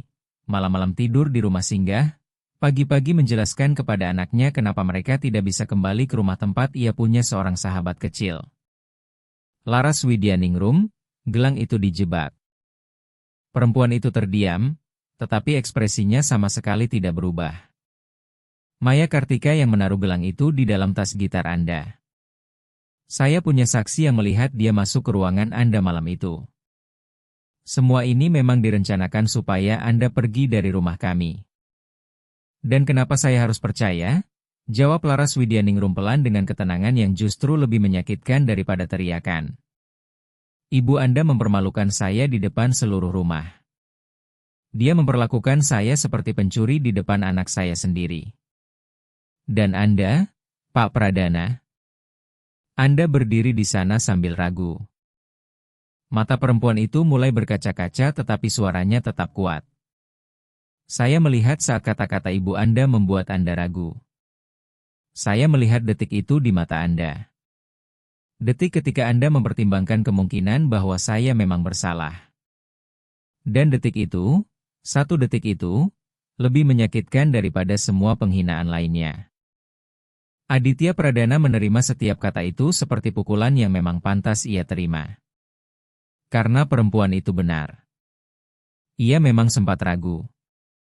Ia membiarkan suara ibunya lebih berat daripada apa yang sebenarnya sudah diketahui hatinya sendiri. "Anda benar," jawab Aditya Pradana tanpa mencoba membela diri. "Saya memang ragu. Dan saya membenci diri saya sendiri karena itu. Tapi saya datang ke sini bukan hanya untuk mengatakan bahwa Anda tidak bersalah. Saya datang karena ada sesuatu yang harus Anda ketahui. Sesuatu yang pantas Anda dengar meskipun itu menghancurkan saya." Laras Widyaningrum menyipitkan matanya perlahan seperti seseorang yang sedang memutuskan apakah sebuah pintu layak dibuka atau justru menyembunyikan pengkhianatan baru di baliknya. "Apa?" Aditya Pradana menarik napas panjang. Ia tahu kalimat berikutnya bisa membuat perempuan itu membencinya selamanya. Bisa menghancurkan semua kemungkinan untuk memperbaiki apapun. Tetapi ia juga sadar bahwa kebenaran adalah satu-satunya hal yang masih tersisa.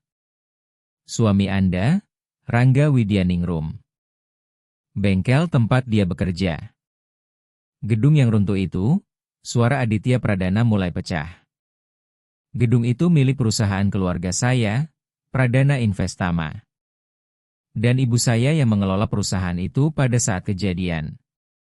Dia juga yang memerintahkan tim hukum untuk menghancurkan gugatan Anda setelah kematian suami Anda. Keheningan setelah itu bukan keheningan biasa. Keheningan itu terasa berat, panas, dan menyakitkan seperti sesuatu yang bisa disentuh dengan tangan." Laras Widyaningrum langsung mundur satu langkah seperti kata-kata Aditya Pradana baru saja memukul tubuhnya secara fisik. Mata Laras Widyaningrum mulai dipenuhi air mata yang berusaha keras ia tahan agar tidak jatuh. Bibirnya terbuka, tetapi tidak ada suara yang keluar. Kedua tangannya mulai gemetar begitu hebat sampai Bima Widyaningrum langsung menggenggam jari-jari ibunya dengan kedua tangan kecilnya. Anak itu tidak benar-benar mengerti apa yang sedang terjadi. Tetapi naluri seorang anak membuatnya tahu bahwa ibunya sedang hancur dan membutuhkan dirinya. Jadi Anda sedang mengatakan, suara Laras Widyaningrum nyaris tidak terdengar, bahwa Rangga Widyaningrum meninggal karena keluarga Anda. Bahwa saya kehilangan segalanya, karir saya, rumah saya, seluruh hidup saya, karena ibu Anda memutuskan bahwa membiarkan saya bangkrut lebih murah daripada bertanggung jawab atas kematian suami saya. Air mata mulai jatuh perlahan di pipinya. Dan setelah semua itu, saya berakhir membersihkan lantai rumah orang-orang yang menghancurkan dunia saya sendiri. Saya tidak tahu saat Anda mulai bekerja di rumah kami, jawab Aditya Pradana dengan suara penuh rasa bersalah. Saya baru mengetahui semuanya belakangan ini. Ibu saya yang mempekerjakan Anda. Dan sekarang saya mengerti bahwa dia melakukannya supaya tidak ada orang luar yang mengingat kembali kasus itu. Dengan menempatkan Anda dekat dengannya, dia merasa bisa mengendalikan semuanya. Laras Widyaningrum memejamkan mata. Kali ini air mata yang selama ini ia tahan akhirnya mengalir tanpa bisa dihentikan lagi. Tenang namun terus-menerus seperti bendungan tua yang akhirnya pecah setelah terlalu lama menahan tekanan. Masih ada lagi? Tanyanya lirih dengan suara yang mulai retak. Ada, jawab Aditya Pradana, dan suaranya sendiri ikut hancur ketika mengucapkan kalimat berikutnya. Istri saya, Salsabila Pradana, menghabiskan minggu-minggu terakhir hidupnya di Rumah Sakit Harapan Kasih Jakarta. Ada seorang relawan yang datang setiap hari memainkan gitar untuk mengurangi rasa sakitnya. Relawan itu adalah Anda, Laras Widyaningrum. Anda menemani istri saya di hari-hari terakhir hidupnya, dan tidak satupun dari kalian tahu siapa sebenarnya satu sama lain. Laras Widyaningrum langsung membuka matanya lebar-lebar. Wajahnya berubah dari kesedihan menjadi tidak percaya, lalu menjadi sesuatu yang bahkan tidak bisa dijelaskan dengan kata-kata. Emosi yang terlalu besar dan rumit untuk diberi nama. Salsabila Pradana, bisiknya pelan. Perempuan di kamar paling ujung itu, yang selalu meminta saya memainkan lagu Nina Bobo setiap sore karena katanya lagu itu mengingatkannya kepada putrinya. Aditya Pradana tidak mampu menjawab. Air matanya akhirnya runtuh sepenuhnya. Ia jatuh terduduk di bangku kayu tempat Laras Widyaningrum tadi duduk, menutupi wajahnya dengan kedua tangan sementara tubuhnya bergetar karena tangis yang keluar dari tempat paling dalam di jiwanya. Saya bernyanyi untuk Nadia Pradana, lanjut Laras Widyaningrum sambil menangis. Dan dia juga menangis tanpa bisa berhenti. Salsabila Pradana selalu bercerita tentang putrinya kepada saya. Dia bilang anaknya adalah gadis paling manis di dunia. Katanya tawa putrinya bisa menerangi seluruh ruangan. Dia pernah meminta saya, kalau suatu hari saya bertemu anak kecil yang sedang sedih, saya harus memainkan lagu itu. Karena lagu itu punya kekuatan untuk menyembuhkan rasa sakit apapun.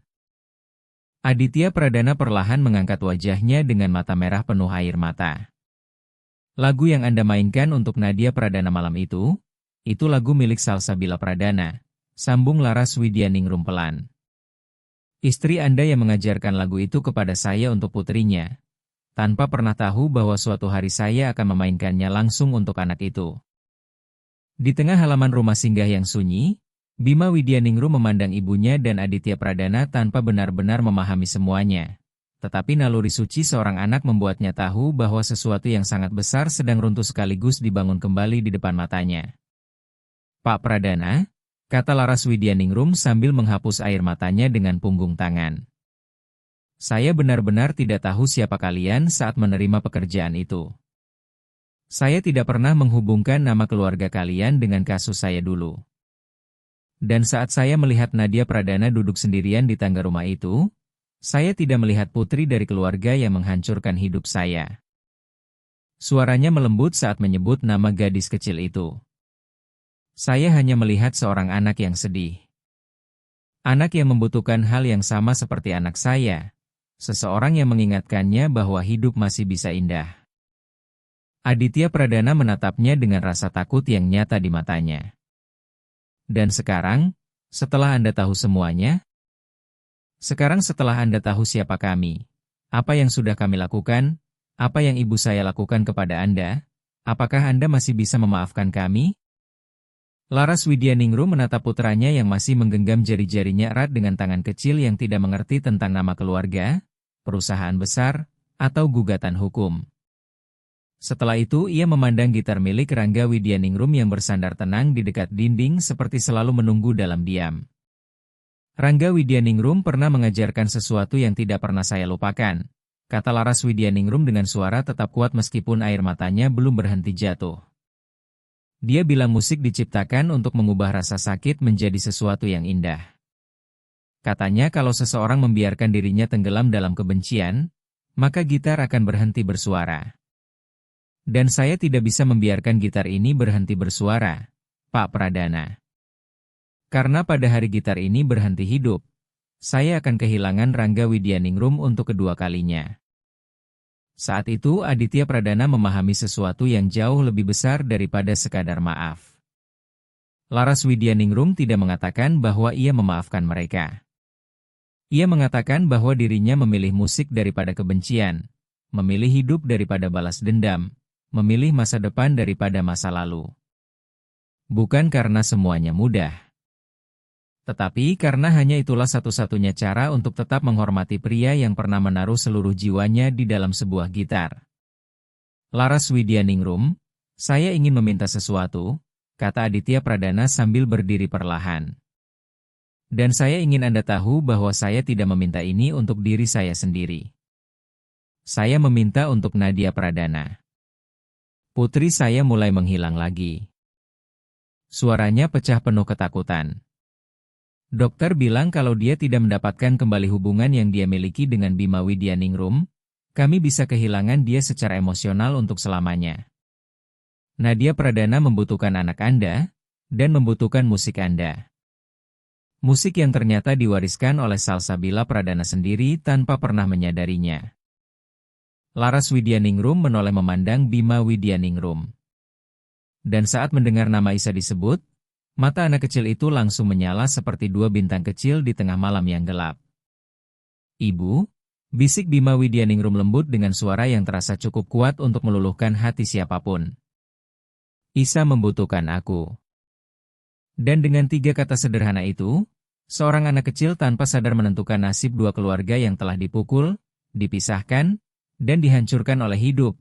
Lalu kini diberi satu kesempatan untuk membangun semuanya kembali bersama-sama menggunakan satu-satunya hal yang tidak pernah habis di dunia ini. Cinta yang bertahan melewati segalanya. Perjalanan kembali menuju rumah keluarga Pradana menjadi perjalanan paling sunyi dalam hidup Aditya Pradana. Laras Widyaningrum duduk di kursi belakang sambil memangku Bima Widyaningrum yang sudah tertidur kelelahan setelah malam yang terlalu besar untuk dipahami tubuh kecilnya. Gitar milik Rangga Widyaningrum berada di kursi depan seperti penumpang lain yang memang memiliki hak untuk ikut berada di sana. Laras Widyaningrum tidak pernah mengatakan bahwa dirinya memaafkan mereka. Ia juga tidak mengatakan akan kembali selamanya.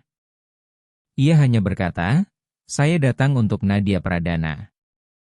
Dan bagi Aditya Pradana, untuk saat ini itu sudah lebih dari cukup. Bahkan jauh lebih banyak daripada yang pantas ia dapatkan. Ketika mobil berhenti di depan rumah keluarga Pradana, waktu sudah hampir pukul 2 dini hari. Lampu lantai bawah rumah masih menyala terang, sesuatu yang sangat tidak biasa pada jam seperti itu. Aditya Pradana turun lebih dulu lalu membuka pintu utama sambil berharap rumah itu sudah tertidur. Tetapi rumah itu ternyata belum tidur. Di aula utama, duduk tegak di kursi dengan kedua tangan saling bertaut di atas lutut, ada Nyonya Ratna Pradana. Di sampingnya, berdiri bersandar ke dinding dengan wajah gelisah, ada Maya Kartika.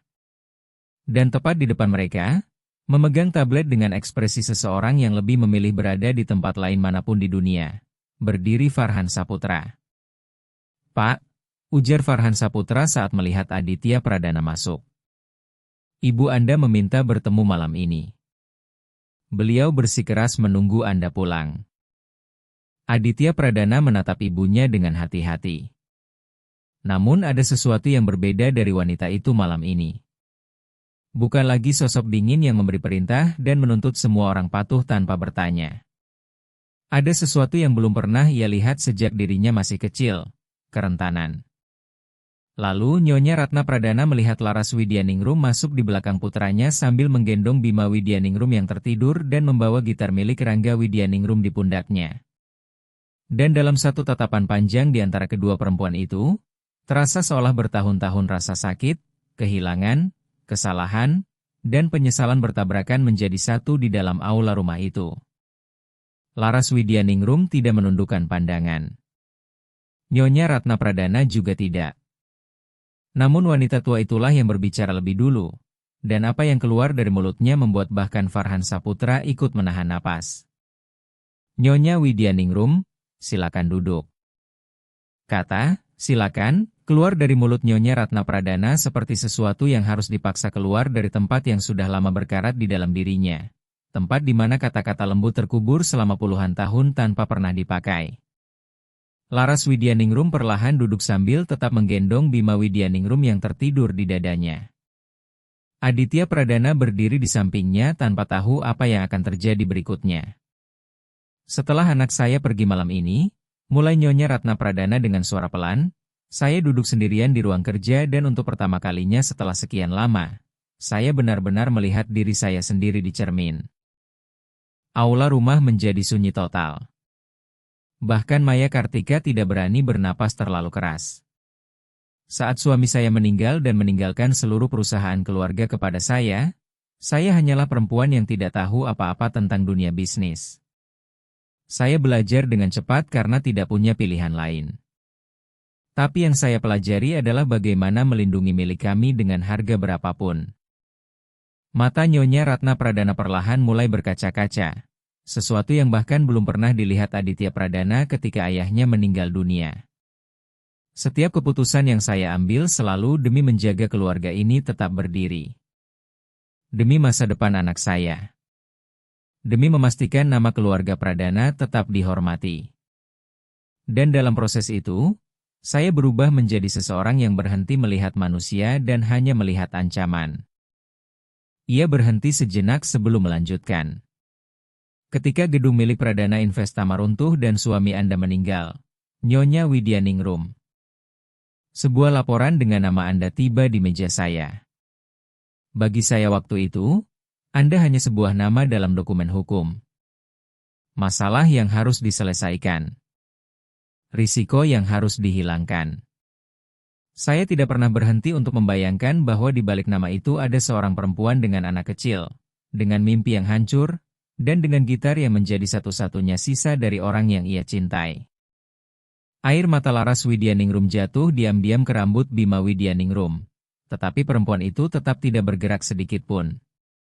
Dan saat saya mempekerjakan Anda di rumah ini, lanjut Nyonya Ratna Pradana, saya melakukannya karena nama Anda muncul dalam daftar pelamar pekerjaan dan ada sesuatu di dalam diri saya, sesuatu yang tidak ingin saya akui, mengatakan bahwa jika saya menjaga Anda tetap dekat, saya bisa memastikan masa lalu itu tetap terkubur. Itu tindakan pengecut yang saya bungkus dengan alasan pengendalian. Perlahan wanita tua itu berdiri. Bukan tubuhnya yang terasa berat, tetapi seluruh beban dari kata-katanya sendiri. Saya tidak akan meminta maaf, katanya lirih. Karena saya tahu ada luka yang terlalu besar untuk disembuhkan hanya dengan kata maaf. Tapi saya akan melakukan sesuatu yang seharusnya sudah saya lakukan sejak lama. Setelah itu ia menoleh ke arah Maya Kartika, yang wajahnya kini sepucat lantai marmer rumah itu. Maya Kartika, suara Nyonya Ratna Pradana kembali tegas, kamulah yang menaruh gelang itu di barang milik Nyonya Widyaningrum. Bu Sri Lestari melihatmu masuk ke ruangan itu malam itu. Dan kamulah yang menyembunyikan surat dari Institut Seni Jakarta yang ditujukan untuk Laras Widyaningrum. Surat yang tidak pernah dia terima karena kamu memutuskan bahwa dia tidak pantas mendapatkannya. Maya Kartika langsung membuka mulut hendak membela diri, tetapi Nyonya Ratna Pradana mengangkat tangan menghentikannya. Kali ini bukan untuk menindas, melainkan untuk memperbaiki sesuatu yang sudah terlalu lama rusak. Saya tidak membutuhkan penjelasan, katanya dingin. Saya ingin kamu menyerahkan surat itu sekarang juga. Dan besok pagi sebelum matahari terbit, kamu sudah meninggalkan rumah ini. Maya Kartika langsung menoleh kepada Aditya Pradana seperti mencari pertolongan terakhir, berharap pria itu akan membela dirinya. Tetapi mata Aditya Pradana justru terpaku pada ibunya dengan ekspresi yang bukan kemenangan ataupun kepuasan. Itu adalah tatapan seorang anak yang baru menyadari bahwa ibunya masih mampu mengejutkannya. Dengan tangan gemetar, Maya Kartika perlahan mengeluarkan sebuah amplop kusut dari dalam jaketnya lalu meletakkannya di atas meja aula rumah. Setelah itu, tanpa mengucapkan satu kata pun lagi, ia berjalan menuju pintu utama dan menghilang ke dalam malam. Tidak ada seorang pun yang menghentikan Maya Kartika. Tidak ada yang mengucapkan selamat tinggal. Kepergiannya sama sunyinya seperti semua manipulasi yang selama ini ia lakukan. Hanya saja kali ini kesunyian itu bukan lagi menyembunyikan racun, melainkan kekalahan. Perlahan Nyonya Ratna Pradana mengambil amplop itu lalu menyerahkannya kepada Laras Widyaningrum. Ini milik Anda. Dengan jari gemetar, Laras Widyaningrum membuka surat tersebut lalu mulai membacanya perlahan. Dan ekspresi yang muncul di wajahnya menjadi sesuatu yang tidak akan pernah dilupakan oleh siapapun di ruangan itu. Harapan. Harapan yang murni, tak terduga, rapuh namun kuat seperti nada pertama dari gitar yang sudah terlalu lama diam. Ini, beasiswa, bisik Laras Widyaningrum dengan suara hampir tidak percaya. Institut Seni Jakarta ingin saya kembali. Mereka ingin saya menyelesaikan apa yang dulu saya mulai. Dan Anda akan melakukannya, jawab Nyonya Ratna Pradana dengan ketegasan yang mengejutkan semua orang di sana. Pradana Investama akan membayar semua biaya yang tidak ditanggung beasiswa itu. Tempat tinggal untuk Anda dan anak Anda, alat musik, transportasi, semuanya. Bukan sebagai belas kasihan, tetapi sebagai hutang keluarga kami yang sudah terlalu lama tidak dibayar. Aditya Pradana menatap ibunya dengan perasaan yang belum pernah muncul selama bertahun-tahun. Untuk pertama kalinya sejak lama, ia merasa wanita yang dulu membesarkannya, wanita yang ada sebelum dunia bisnis mengubahnya menjadi dingin, perlahan kembali muncul. Belum sempurna. Belum utuh. Tetapi hadir. Dan itu sudah menjadi awal yang cukup besar. Laras Widyaningrum memeluk surat itu erat di dadanya seperti harta karun yang baru ditemukan kembali dari dasar lautan. Namun sebelum sempat mengatakan apapun, sebuah suara membuat semua orang di aula rumah menoleh ke arah tangga. Langkah kaki kecil tanpa alas kaki terdengar turun perlahan satu demi satu seperti anak kecil yang terbangun tengah malam mengikuti perasaan yang bahkan tidak mampu dijelaskannya sendiri. Nadia Pradana muncul di ujung tangga dengan rambut berantakan dan mata setengah tertutup karena kantuk. Tetapi matanya langsung terbuka lebar saat melihat siapa yang ada di aula rumah itu. Bima Widyaningrum, bisik gadis kecil itu lirih. Anak laki-laki itu yang tadi tertidur di pelukan ibunya langsung mengangkat kepala. Isa, tanpa menunggu lebih lama, Bima Widyaningrum turun dari pelukan ibunya lalu berlari menuju tangga. Nadia Pradana juga langsung menuruni sisa anak tangga dengan cepat, mematahkan semua kesunyian dan keterasingan yang selama ini mengurung dirinya. Mereka bertemu di tengah aula rumah lalu saling memeluk erat dengan kekuatan luar biasa khas pelukan anak-anak yang baru menemukan kembali seseorang yang mereka kira telah hilang selamanya. Kamu pergi? Suara Nadia Pradana pecah menahan tangis. Dan tiga kata sederhana itu membawa seluruh rasa kehilangan yang selama ini tersimpan di hati gadis kecil itu. Kehilangan ibunya, lalu kehilangan satu-satunya sahabat yang berhasil membuatnya tertawa lagi. Tapi aku sudah kembali, jawab Bima Widyaningrum dengan kesederhanaan tulus yang selalu menjadi kekuatannya. Dan aku bawa gitar ayahku supaya ibu kamu di surga bisa dengar kita menari lagi. Perlahan Laras Widyaningrum mengambil gitar milik Rangga Widyaningrum lalu mulai memainkan lagu yang dulu diajarkan oleh Salsabila Pradana kepadanya. Lagu yang telah berjalan dari hati seorang ibu yang sedang menunggu kematian menuju jari-jari seorang perempuan yang hidupnya hancur. Lalu kini kembali ke rumah itu untuk menyembuhkan semua luka yang pernah ditinggalkannya.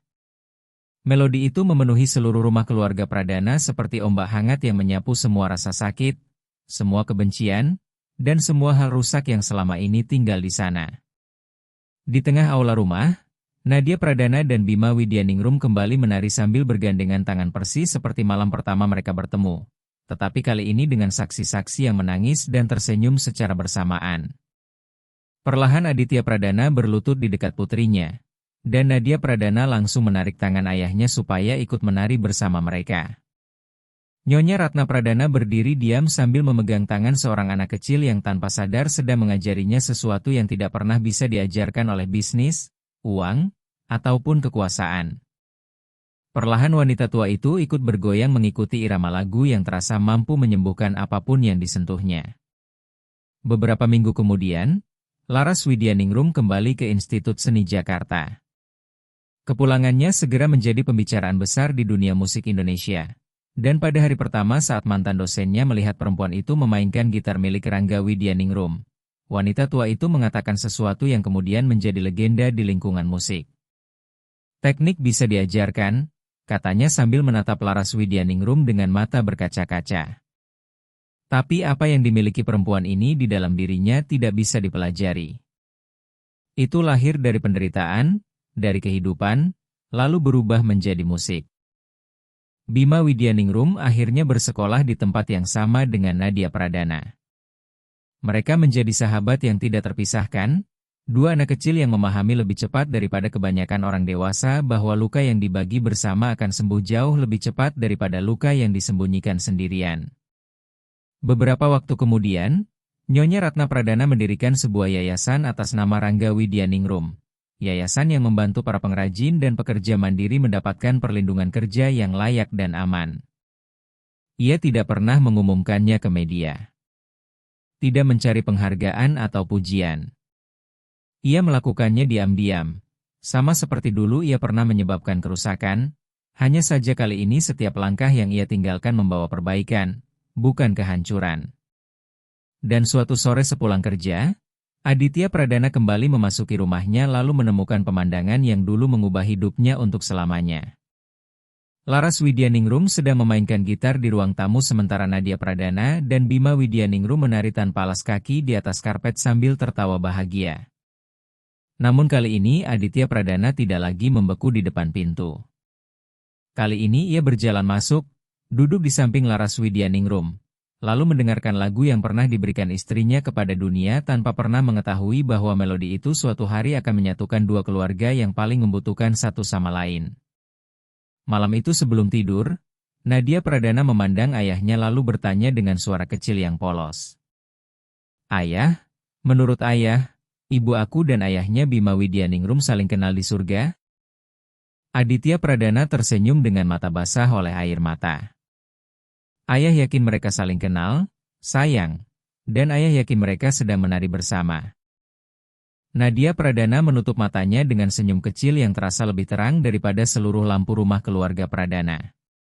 Dan di suatu tempat di alam semesta, lagu Nina Bobo itu masih terus dimainkan oleh sebuah gitar yang menyimpan jiwa seorang pria yang berhasil menepati janjinya. Selama senar gitar itu terus bergetar, Rangga Widyaningrum tidak akan pernah benar-benar pergi.